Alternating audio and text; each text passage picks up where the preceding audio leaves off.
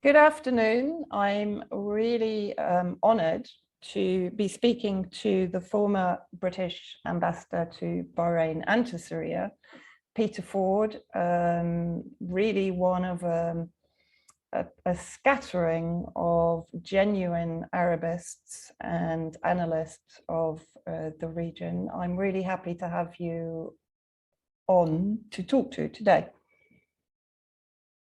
Thank you very much, Vanessa. I'm flattered by your introduction. Your own father, of course, was an inspiration to many of us. If we followed the right way, it's down partly to him. Oh, thank you. That's very kind. I just wanted to, you've written an excellent article that I'll put up in the show notes afterwards, but I just wanted to read out the statement, or rather a comment on a statement from the UK Army Chief, General Nick Carter, and to take your comments on it. Basically what Nick Carter has said, let's give the Taliban country boys, in quotes, a chance. General Nick Carter says the Taliban are, in quotes, more reasonable and, in quotes, less repressive than before, and should be given leeway, citing the way it is governing Kabul right now. We have to be patient, we have to hold our nerve, and we have to give them the space to form a government, and we have to give them the space to show their credentials, Nick Carter said. Do you find this as extraordinary as I do, after the Taliban effectively being the raison d'etre for the last 20 years of devastation of Afghanistan as a sovereign nation? Well, it certainly turns on its head everything that's been done and said for the last 20 years. But in fact, it's a return to common sense and reason. If only the British and the Americans had taken that attitude back in the aftermath of 9/11 and realized that they had to work with the then Afghan authorities to eradicate what they saw as a fount of terrorism, we could have been spared, and Afghanistan could have been spared all the horrors that have betaken it and appear to be still taking it. But those remarks by the army head don't surprise me in the least, because they show that we're witnessing the beginning of a U-turn in British and I think American policy. What we're beginning to see is a sort of handbrake turn on a very fast-moving vehicle, which is not looking very elegant. But the authorities in Britain and America have now to show that abandoning Afghanistan wasn't such a terribly bad thing, and given a bit of time, it may turn out to be all for the best. And what I expect is that the authorities in both countries will try to move through a security and intelligence relationship with the Taliban to much wider cooperation. Why? Well, mainly because there's no reason they shouldn't. There is no objective reason why America should not cooperate with the Taliban, at least insofar as America wants to pursue the wrong objectives, which it does. And those objectives are to score against other regional powers like Iran and Russia and China. They will want to, whether it's justified or not, they will want to make sure that Afghanistan does not become a win situation for those three powers, and they will want to try to leverage the Taliban as new clients in the war on Iran and the struggle with adversaries China and Russia.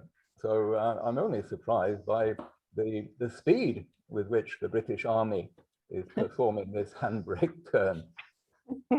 Yeah, and I mean, I just recently saw an article where Biden is now saying 15,000 American troops will remain in Afghanistan even after the deadline, I think, of the end of August, in order to evacuate Americans safely from Afghanistan. So it seems already there's a little bit of wavering on the actual terminology of full withdrawal from Afghanistan.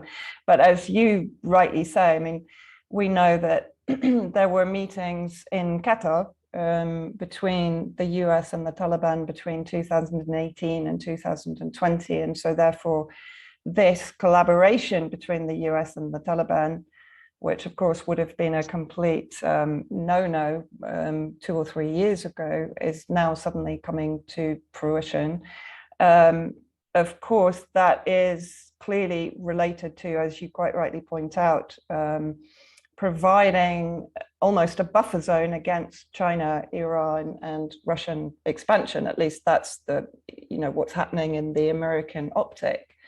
And of course, we see Russia and China and Iran moving tactically to create their own relationships with the Taliban. What we are also seeing is mass celebrations of the jihadist groups, in particular Hayat Tahrir al-Sham, a rebranding of Al-Qaeda that controls the majority of northwest Syria, that has come out in support of the Taliban and hoping to see a similar victory for the jihadists, in inverted in quotes, in Syria. Now, already the terminology of the Islamic Emirate of Afghanistan, the fact that Hayat Tahrir al-Sham or Al-Qaeda are celebrating the victory and looking for something similar in Syria, or certainly in Idlib, doesn't this cast a rather hypocritical light on the United States and the UK, in the sense that they have effectively been using the excuse of battling the creation of the Islamic State in Syria by ISIS, and yet here they are working hand in glove with the Islamic Emirate of Afghanistan, established by a group that is going to adhere to Sharia law in Afghanistan. Yes, that's basically right. It's astonishing that the Americans should have given de facto support to the Syrian Taliban, while until now opposing tooth and nail the genuine article in Afghanistan.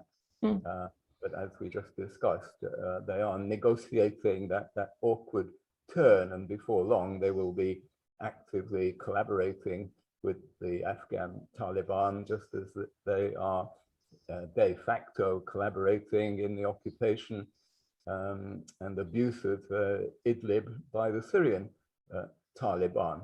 But I think the Syrian Taliban should not draw the wrong conclusion, because I don't think it's really such good news for them. On the surface, it may look like it. It may look like an ultimate victory for jihadism, but they should surely look beyond the immediate and see the writing on the wall.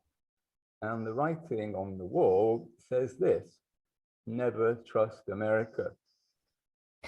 America will always get tired with its foreign adventures and occupations. Look at history, not just the history of today, but previous American scuttles in Vietnam, and the process already underway of leaving Iraq. So I don't think the Syrian Taliban should be celebrating too much today. And I think that in northeast Syria and in that American occupied enclave on the Jordanian border in the south, the situation from their point of view is even worse. I think the writing on the wall there is even clearer, because in those territories there is a real American military occupation, that there are at least a couple of thousand American troops. And if the Kurds have any sense, they will be looking at what is happening to their parallels in Afghanistan with horror.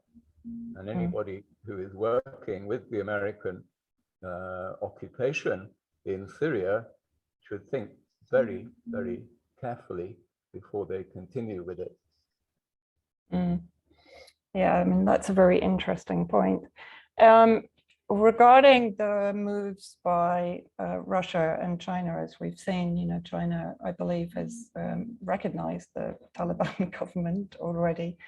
Everyone seems to be jockeying for position. So I'm assuming that they are accepting that de facto Taliban will now be their negotiating partner in Afghanistan. Of course, China's interest is the Belt and Road Initiative, and that's also of interest to Syria, and it's one of the many reasons that the regime change war was waged against Syria, because of course that directly challenges US supremacy globally, but definitely in the region.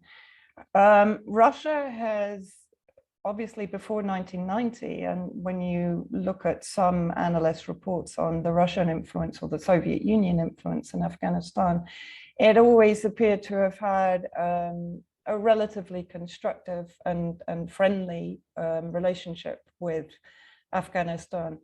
Does that mean that now Russia stands in good stead, or do you think that this move by America is to try and derail Russia's reinstatement in Afghanistan?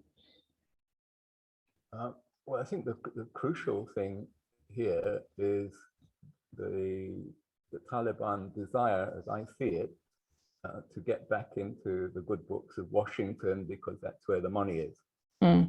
And that's where the arms are. Everything else follows from that. I think the Taliban will try to use the Russian and Chinese cards to put pressure on Washington to normalize with itself and to resume so-called humanitarian assistance and begin to give fresh kinds of assistance, including help with maintaining the immense US manufactured arsenal that has kindly been gifted to them. Yes. Or entire air forces, as far as I can figure out. Exactly. They don't have trained pilots, they don't have spares, they're absolutely dependent on the US. And I dare say this was part of the US calculation by leaving behind such an immense arsenal in the first place. So I'm afraid Russia and China are going to be played if they're not careful. I mean, it's commendable that Russia has left its embassy there and is doing its best just to try to normalize relations with the new administration in Kabul.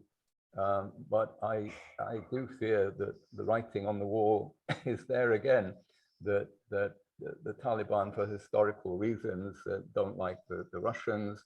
The Russians are right to be suspicious still of Taliban-inspired violence in not far away in the former Soviet republics and Russia itself. And the Taliban secretly aspire to nothing more than to become a well-paid client of Washington. Actually, that's interesting because, of course, Julian Assange, who is still incarcerated unlawfully in the UK, awaiting possible extradition for exposing the war crimes of the governments that are trying to destroy him, of course. But he said in an interview that Afghanistan is effectively about money laundering for the powerful ruling classes, and particularly in the United States, and that for them, the interest is to maintain the war. That's one reason why the war was being maintained. Now, I'm presuming that the Taliban are basically agreeing to this money laundering operation without the need for the war, which is what you've basically just intimated. So for me, this suggests that the US is establishing Afghanistan as almost another security vassal state on the borders of the countries it considers to be the greatest threat to its global hegemony. And the fact that there are reports of the US having transported ISIS into Afghanistan. Now, whether those reports are entirely 100% true or not, but certainly that is, or has always been, one of the US tactics, is to create these kind of gangs and counter gangs to provide leverage against whatever power they are collaborating with, in other words, a form of blackmail. Now, that, and combined with Turkey, a NATO member state's potential involvement in Afghanistan and the potential movement of troops into Afghanistan, certainly this appears to be converting this particular area into the next low intensity conflict area. Is that correct? I agree there's potential for that to happen, but I'm somewhat optimistic it won't pan out like that. I suspect that the Taliban are quite canny operators, and they will manage to extract a good price from Washington without indulging in adventures on their borders, and not getting involved in other people's quarrels. Securing their own defense against Iran. They very likely will have serious problems with Iran because of the way they treat their Hazara Shia population. And they will therefore collaborate with the Americans, especially on that western border, and in helping the Americans to maintain pressure on Iran. But for the rest, I think if they play their cards right, they will avoid over-involvement in regional rivalries and just exploit the American keenness to prevent Afghanistan, or as Washington would put it, losing Afghanistan to Russia and China. Yeah, exactly. Now, you have spoken about NGOs. Of course, we know that NGOs were at the vanguard of the manufacturing of consent for military action against Afghanistan. I mean, when we talk about women's rights and so on and so forth, Amnesty International, Human Rights Watch. But we know, for example, that the Taliban, excuse me, Afghanistan is likely to be ruled by a Taliban council under the movement's supreme leader, Haibatullah Akhundzada, if I've pronounced that correctly, according to senior member Wahidullah Hashimi.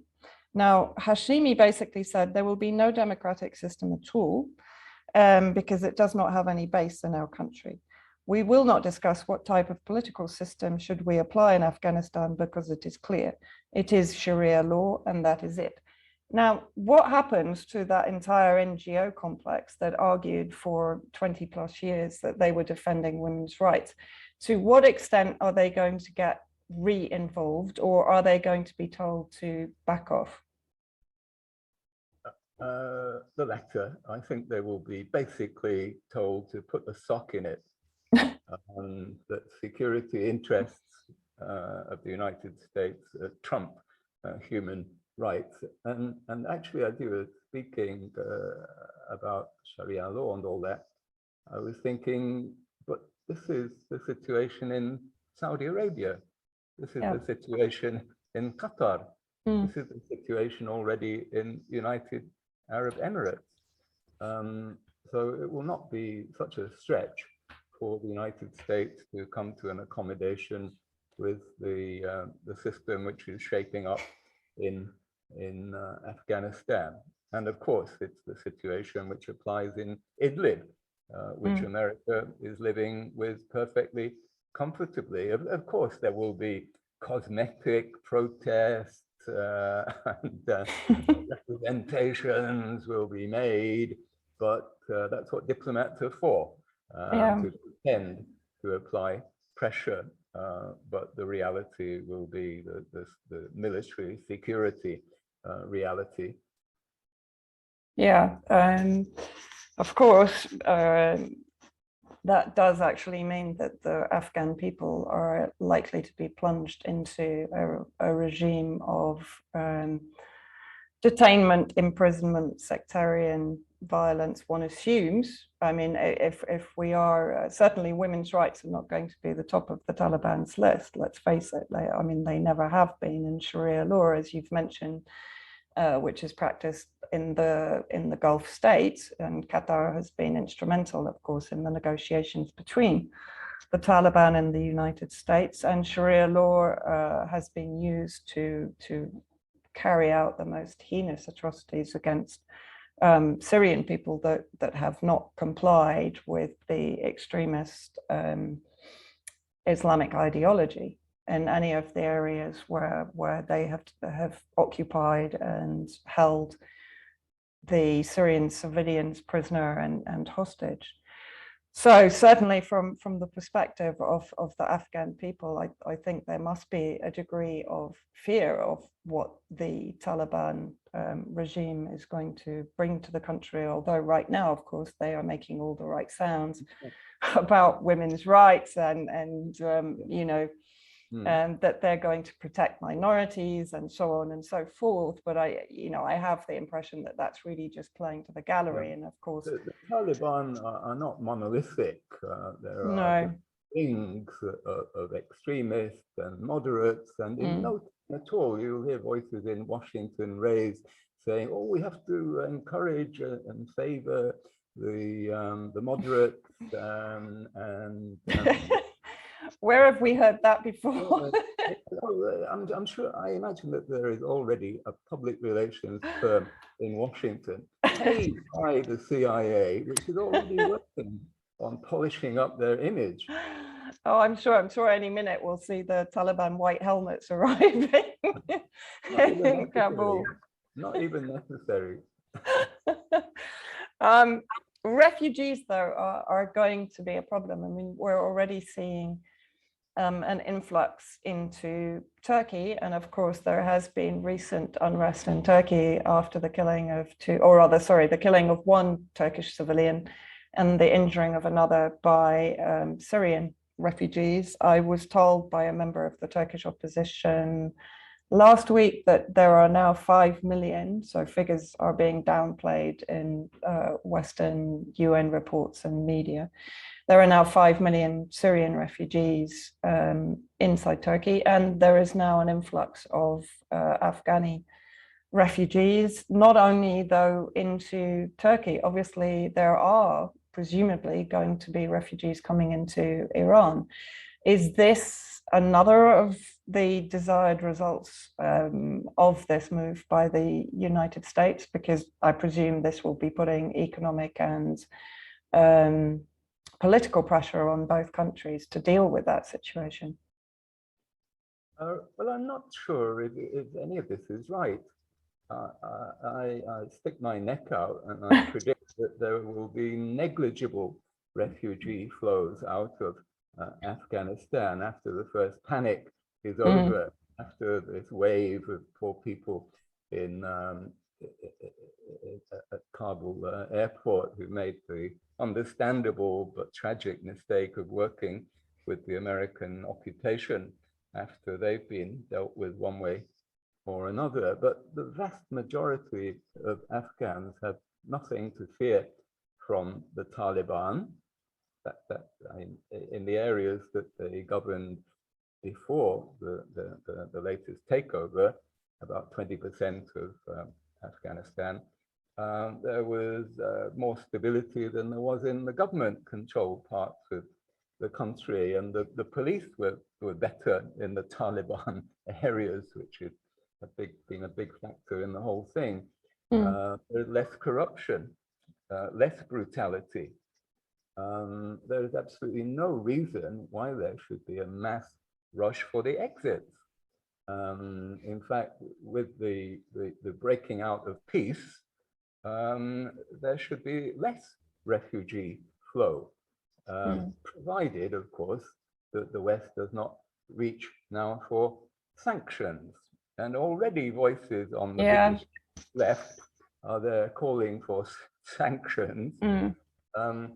But I think they will be ignored, that Washington will decide that this would be counterproductive for the reasons I was expounding earlier. They want a rapprochement with the Taliban, and they don't want a bigger refugee flow. There's no advantage from that for anybody.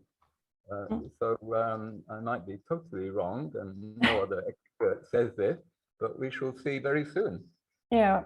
What's the UK role in Afghanistan now? As usual, playing catch up to Uncle Sam. We weren't consulted on how they went to the exit. We weren't consulted on the timing or the modalities, but we will now just follow whatever the Washington wants. If Washington decides that the rehabilitation of the Taliban is desired, and judging by the remarks of the head of the British Army, they've got the message.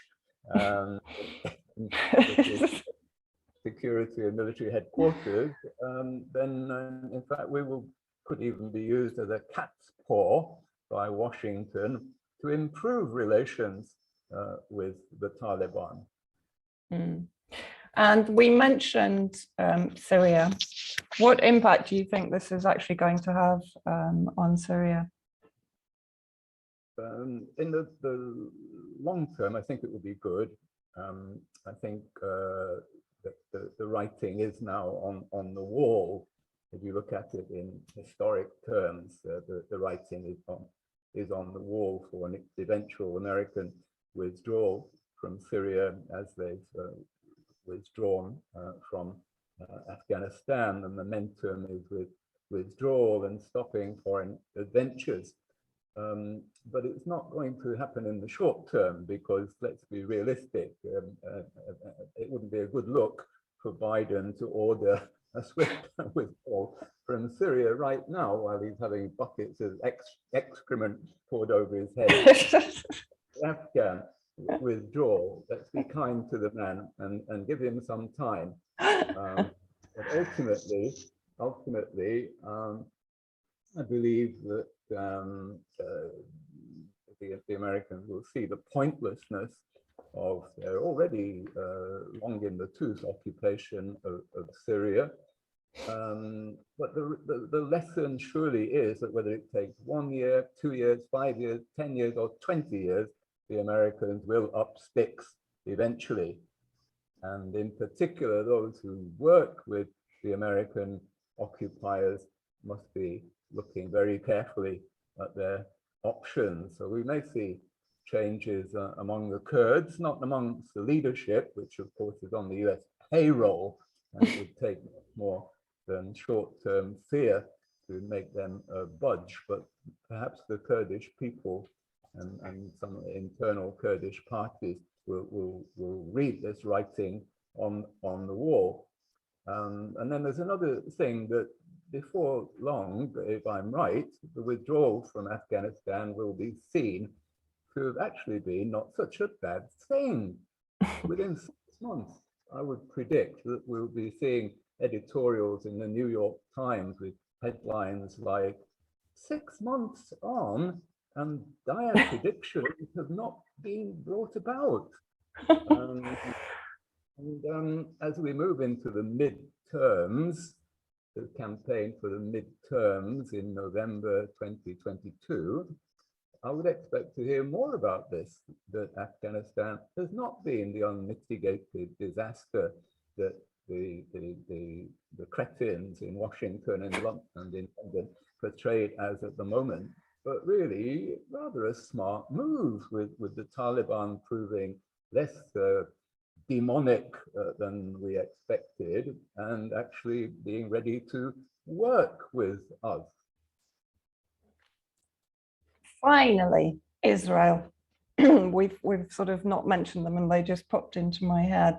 How will they be viewing this move by Biden?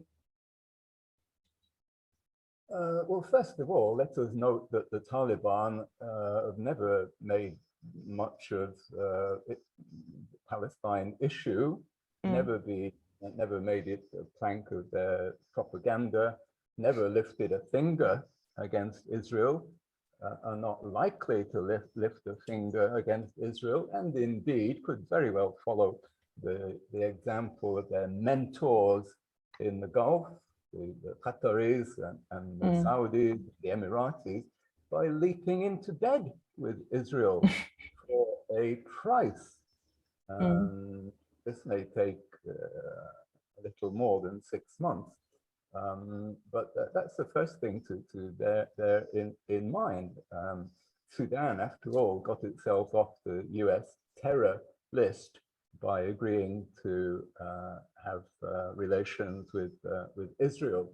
Morocco got recognition of its occupation of Western Sahara as the quid pro quo. So what could the Taliban get for paxing with Israel against, for example, Iran? They, like the Gulf feudal monarchies, the Taliban have a practical interest, which will no doubt begin, if it hasn't begun already, with Mossad in working against Iran.